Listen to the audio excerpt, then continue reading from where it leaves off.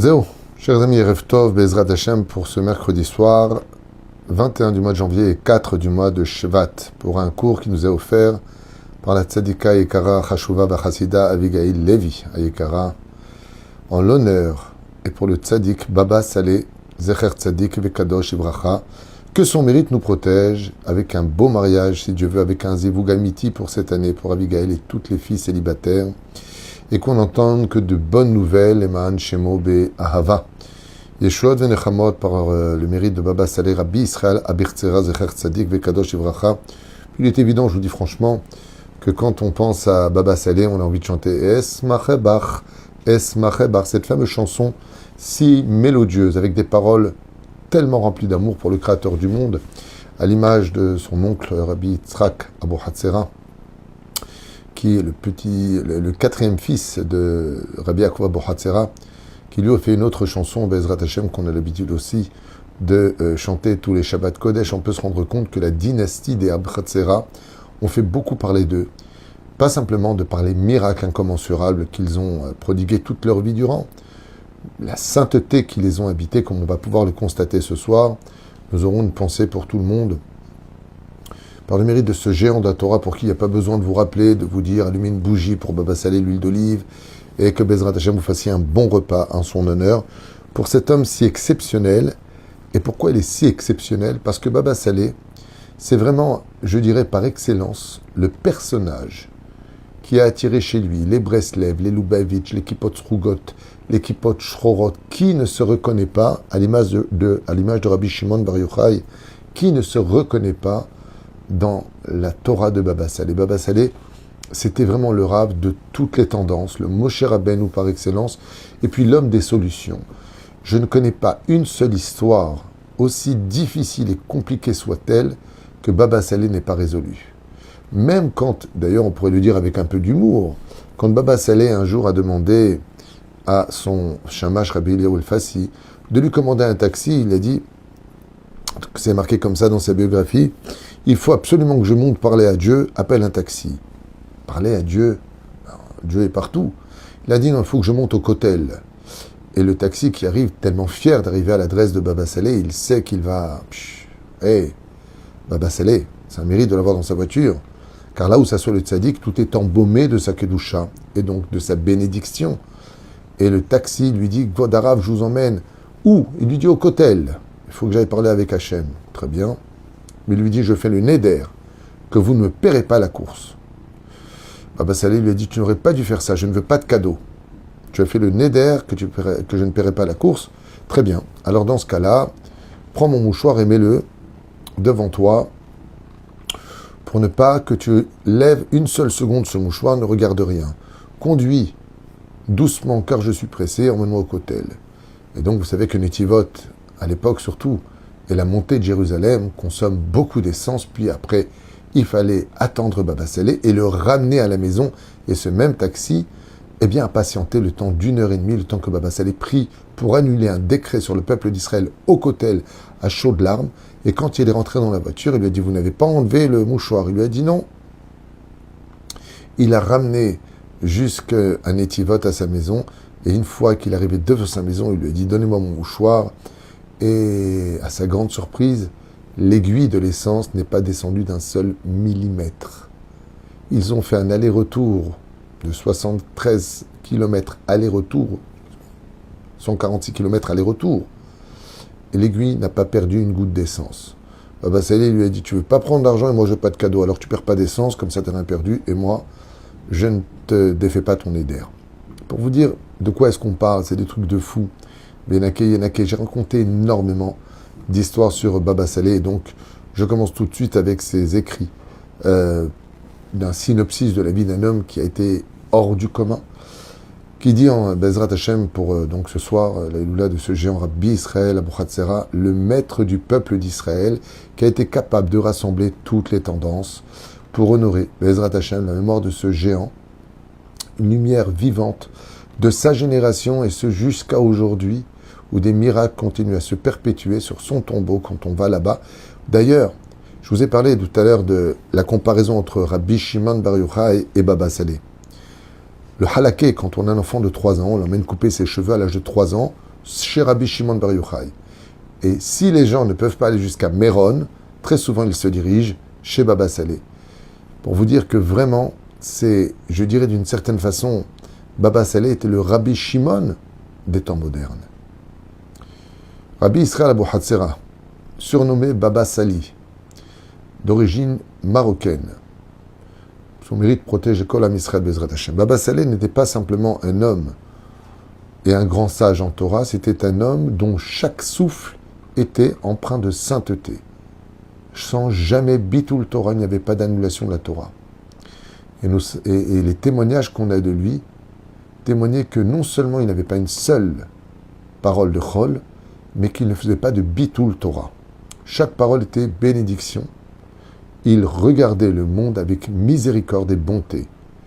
Issu, bien sûr, comme vous le savez tous, de la dynastie d'Abou Hatzera, dont le premier, le plus connu, avant Abou Hatzera, s'appelait Elbez, au Maroc. Ensuite, c'est devenu Abir Tzera, de par la fameuse histoire de l'Arsira, c'est-à-dire ce tapis qu'on a déjà raconté. Il faut savoir qu'ils sont les héritiers du Hari Akadosh, par les voies de la Kabbale, et ils vivaient dans un monde où le ciel et la terre se rejoignaient complètement. Baba Saleh alav Shalom était connu pour être un homme qui jeûnait de Shabbat à Shabbat sans problème, priait toute la journée et pleurait pour le peuple d'Israël et pour la perte du temple, où des témoignages de gens qui l'ont vécu m'ont raconté à Netivot, quand j'y ai vécu pendant 3 années, qu'on pouvait ramasser avec une serpillière, avec une éponge, le nombre de flaques, des flaques de larmes, qu'on entendait Baba Saleh pleurer toutes les nuits, assis à même le sol, à prier la reconstruction du temple. D'ailleurs, j'appellerai cet événement qu'avait dit le Rav Mordechai Eliyahu, Zecher Tzadik Vekadosh, Ibracha, très aimé du Rav Baba Saleh. Il lui avait donné une montre, lui disant une montre cassée. Le jour où tu verras les aiguilles atteindre midi, c'est le moment de la Géoula, le Mashiach viendra, et les aiguilles sont arrivées récemment, tout ce que j'avais compris, j'avais vu une vidéo qui en parlait. Vrai ou faux, j'en sais rien, mais en tout cas, les aiguilles sont arrivées à midi, alors que la montre est cassée, et on avait prévenu d'ailleurs, je crois que c'était le fils de Ramchal Eliyahu, qui a dit apparemment, la Géoula est très proche. Qui vivra, verra.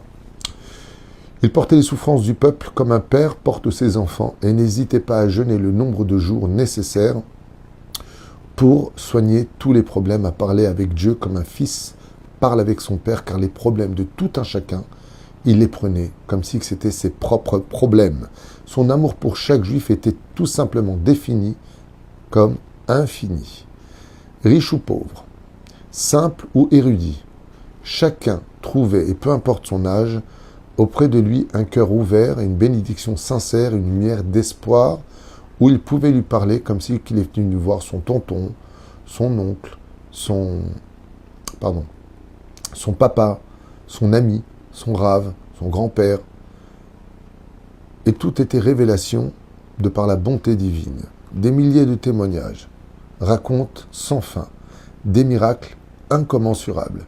Du domaine de la médecine jusqu'au domaine de la richesse, tout le monde peut témoigner. Combien de couples stériles ont eu des enfants après les bénédictions de Baba Saleh. Je vous raconte une histoire que j'ai racontée il y a peut-être 18 ans. Il y a un couple de Beersheva qui est venu voir Baba Saleh et qui n'arrivait pas à avoir d'enfant. Après 10 années d'essai pour obtenir un enfant, rien n'y a fait. 10 années. Et ils sont venus voir Baba Saleh. Et Baba Saleh leur a dit, retirez la débauche de votre chambre et vous aurez un enfant. Il y a quelque chose qui vous accuse dans votre chambre. Il est parti voir sa femme, il lui a dit, écoute, Baba Saleh, il a dit qu'il y a un truc dans la chambre. Ils ont fouillé toute la chambre. Toute la chambre. Ils n'ont jamais rien trouvé. Après quelques mois, le mari est revenu voir Baba Saleh. Il dit, Vodarav, ma femme, on a retourné la chambre. On ne trouve pas. Et Baba Saleh, il les regarde comme ça, il dit, bon, vous allez trouver un torchon. Comme ça leur a dit Baba Saleh. Un torchon. Qui est coincé, vous avez le matelas. Quand vous le levez, vous voyez le sommier. Mais ce que vous ne regardez pas, c'est qu'en dessous du matelas, il y a une espèce de cordage. Et là-bas, il y a un torchon qui s'appelle l'Aïcha.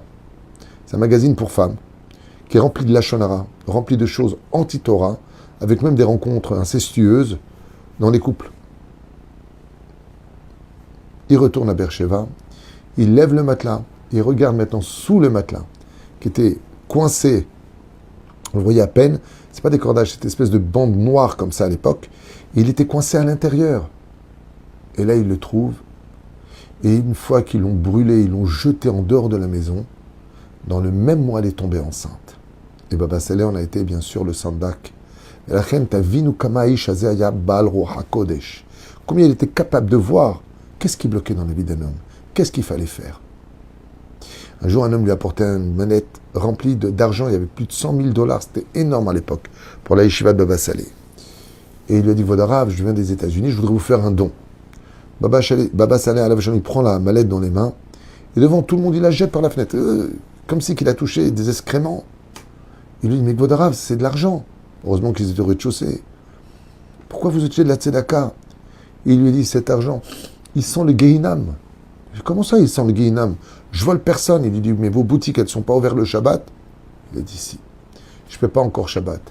Il lui a dit, si tu sens l'odeur du gouffre, du Gehinam qu'il y a dans la mallette, mais tu ne peux pas la garder ici. Il lui a dit, alors je prends sur moi de faire Shabbat. Je ferme toutes mes boutiques. Il a dit, ramène la valise, tu vois, rétroactive. Je ne sais pas s'il a repris la valise ou pas, je vous dis franchement dans l'histoire, mais quand il a senti la valise, il a dit où l'odeur est partie. Parce que quand tu fais tchouva, ça répare tout le passé. Et ce juif-là, il a fait tchouva, parce que Baba Saleh à la vache à l'homme, quand on lui a donné l'argent dans les mains, cet argent, il travaille le Shabbat, il pue. Ils sont mauvais, cet argent. Ils sont mauvais. Tu ne sens pas l'odeur? Shem Shimon Verachem. Combien de personnes condamnées par la médecine ont guéri contre toute attente, de façon inexplicable, où des témoignages de professeurs non religieux sont venus voir Baba Saleh pour comprendre comment la maladie avait disparu, comment un homme qui était condamné à mourir au bout de 6 mois, au grand maximum, avait vécu plus de 20 ans. Et Baba Saleh, il a répondu, pourquoi il va mourir? Il a des enfants, il va faire tchouva. Akolietov raconte l'histoire d'un homme, l'Oralin Velo Alechem, qui a eu de très très graves problèmes aux jambes. Ils ont voulu lui couper les jambes, une espèce de gangrène, comme ça, je ne sais pas ce qu'il avait. Il est parti voir Baba Saleh, il s'est mis à pleurer, il lui a dit, je ne veux pas qu'on me coupe mes jambes, j'ai pas envie qu'on me... Il lui a dit, si tu me promets qu'avec tes jambes, tu vas à la Beth Knesset maintenant, et que tu vas au Beth Midrash étudier la Torah, tu me donnes une raison de dire à Hachem de te garder tes jambes. Il a dit, je prends sur moi. Cet homme-là a guéri de ses jambes, alors que c'était impossible. C'est Baba Saleh. Baba Saleh, c'était pas un ministre dans le ciel, c'était un fils de Dieu. Un fils, il rentre quand il veut chez son père. Un ministre, il faut qu'il demande l'autorisation. Baba Saleh est rentré comme un fils devant son père. Combien de cœurs brisés ont retrouvé la paix? Combien? Moi, j'ai connu une personne. Non, je ne l'ai pas connu directement. J'ai connu celui qui devait être son gendre, qui était parti voir Baba Saleh parce qu'il n'en pouvait plus de la pauvreté. Et il a pleuré Baba Saleh en lui disant, regardez, Kvod Harav, si vous me bénissez pour que je devienne riche, je vous promets de donner 20% de Maaser à la Torah. Baba Saleh lui a dit, bon. Il a pris une feuille, un parchemin, il a écrit 4 lettres, il lui a donné. Il lui a dit, mets ça sur toi, il a fermé comme ça, ne l'ouvre pas, garde ça sur toi. Depuis qu'il a eu ce parchemin-là, il est devenu millionnaire. Il vivait avenue Jean Jaurès à Paris.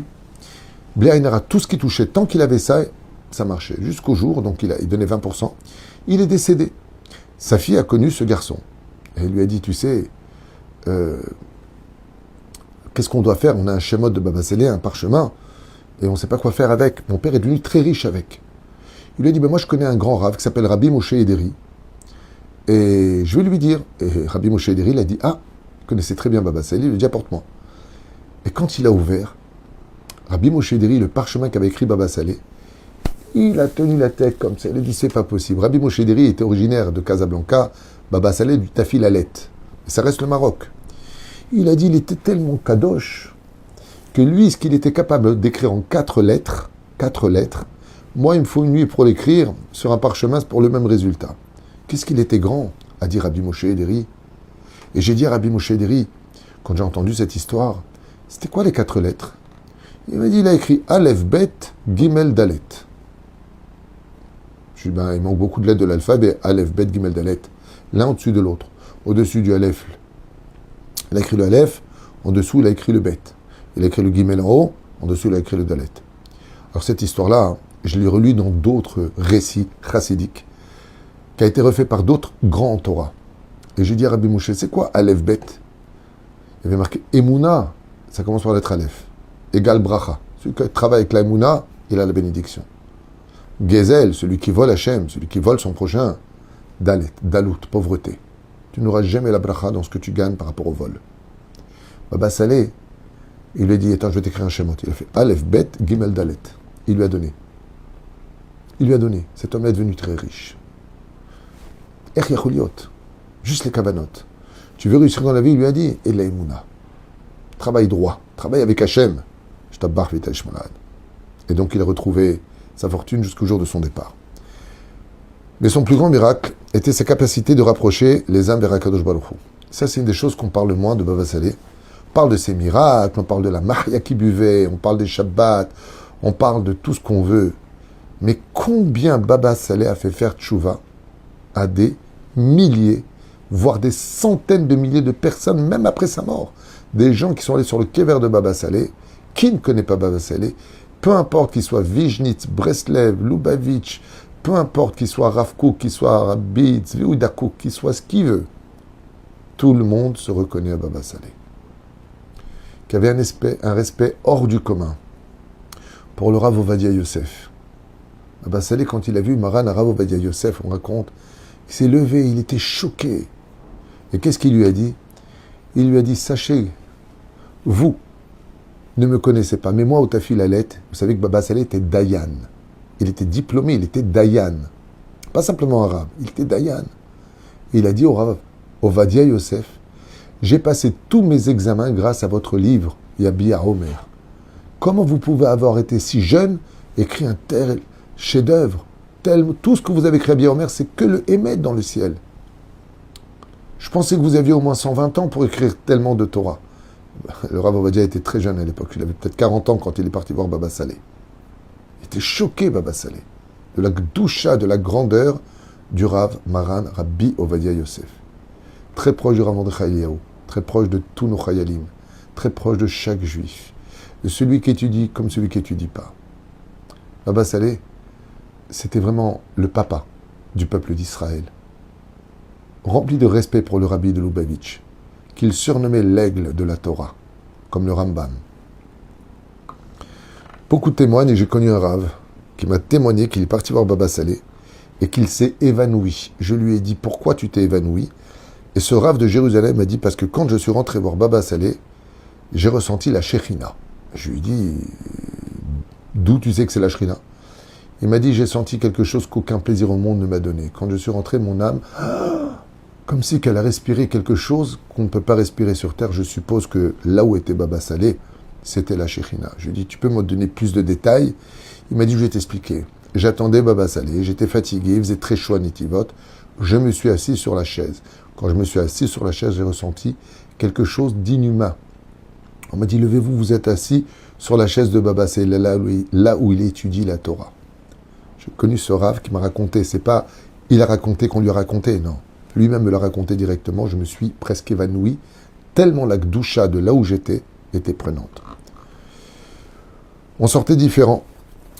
Quand on le rencontrait, toujours plus pur, toujours plus fort, plus croyant, et certains témoignent qu'en allant voir Baba Saleh alors qu'ils avaient énormément de problèmes, ils n'avaient presque plus rien à lui dire, car les problèmes étaient comme inexistants en sa présence. Il voyait ce que les yeux ne voient pas, il parlait peu, mais ses paroles pénétraient chaque âme qui s'adressait à lui. Il bénissait avec Baruch Hashem chaque personne de tout son cœur, et le ciel lui répondait toujours. Baba Saleh avait le surnom d'être le tzaddik qui vivait pour le ciel, ou dans le ciel. Il était comparé à un ange des sphères célestes. Il se levait toujours avant l'aube pour prier au Netz, s'immergeait tous les matins dans le mikvé, étudiait la Torah avec un feu d'amour, en veillant constamment sur les décrets du ciel, que rien n'arrive à aucun juif dans ce monde. On avait l'habitude d'entendre de la bouche de Baba Saleh que tout ce que je fais, je le fais pour que le peuple d'Israël se rapproche d'Hachem. Je n'ai jamais cherché les honneurs, disait Baba Saleh. On témoigne qu'il fuyait la gloire. Je vous donne un exemple. Quand il rentrait à la Beth Knesset de Baba Saleh, il attendait que tout le monde se lève pour Baruch She'amar, en l'honneur de Dieu, et après il rentrait pour ne pas qu'on se lève en son honneur. Parce que vous savez que la halakha oblige de se lever quand le Rav rentre à la synagogue. Vraiment, c'était un homme qui fuyait les honneurs, qui fuyait les titres. car c'était un homme qui vivait uniquement pour le ciel, en l'honneur de Dieu, et son seul intérêt était qu'on respecte Hachem et sa Torah. Donc en ce jour Vadaï de Saïloula, son âme s'élève encore plus haut, puisque nous sommes en 2026, tellement d'années après sa mort, et pourtant son nom vit parmi nous comme si qu'il ne nous avait jamais quittés. En deux mots, Bezrat Hachem, on espérera que dans le ciel, il prie pour nous, pour Abigail Bezrat Hachem Bat Miriam Lévi, à qui on souhaite un Zivug Hagoun, à toutes les filles d'Israël, à chaque personne. Il est évident que c'est une grande mitzvah de fêter l'Aïloula de Baba Salé, parce qu'il a été là pour chaque juif, il a été là aussi pour l'avenir des juifs, et donc chaque génération lui doit cet honneur, pour lequel je voulais le partager avec vous ce soir, grâce à Abigail Lévi Ayekara, qui nous a offert ce shiur. Baba Salé Zecher Tzaddik Vekadosh Ivracha. Surtout Yagananu Valkol Am Israël. Juste un conseil, vous devriez lire la biographie de ce géant en Torah Be'ezrat Hashem, et comme le disait Baba Salé, le meilleur investissement de la vie de l'homme, c'est d'investir dans la Torah, parce que c'est la seule chose qui l'accompagnera dès qu'il aura quitté ce monde, où le salaire sera incommensurable. Je n'ai les choix de Nechamot, et de ne pas avoir simplement une photo de Baba Salé, un livre de Baba Salé. Baba Salé, il disait la meilleure façon de m'honorer, de me respecter, c'est de faire teshuva. Kol tuv v'litraot.